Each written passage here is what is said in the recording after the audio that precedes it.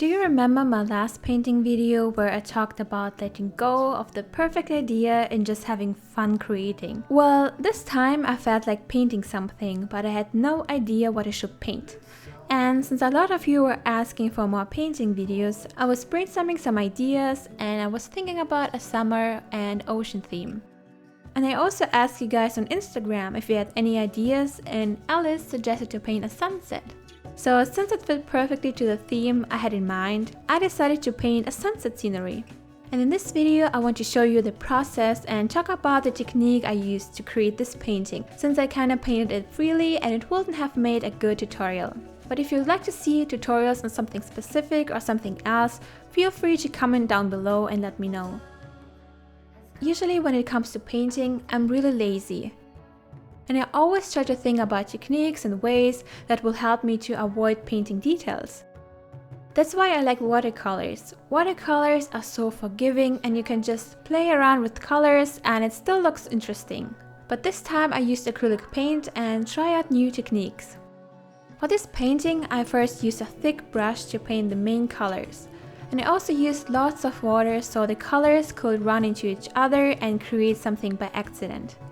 I like to start with a light background and then build up the painting.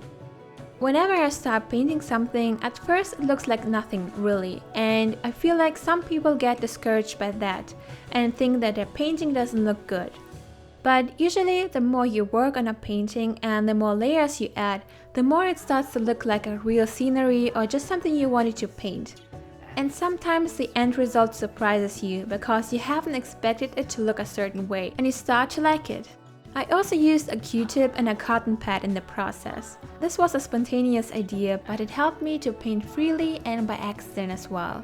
I just stepped on and removed the excess color with them, and this way I created different patterns and textures. At some point I actually kept painting with a Q-tip and a cotton pad because it was really fun to see what texture they created, and it was really easy to apply more paint to the canvas. So if you don't have brushes, you can actually use something like this instead. I also kinda prefer mixing colors right on the canvas instead of using a mixing palette, because first, I'm lazy, and second, I just like to see how the colors I mix look on the canvas. I like to add different kinds of colors and distribute them randomly. I feel like this way the painting looks more interesting, since it's not about how detailed the painting is in the end, but rather about the texture and layers of the paint. Usually, even if the random brush strokes look weird at first, I think sometimes looking at the details of the paint is even more interesting.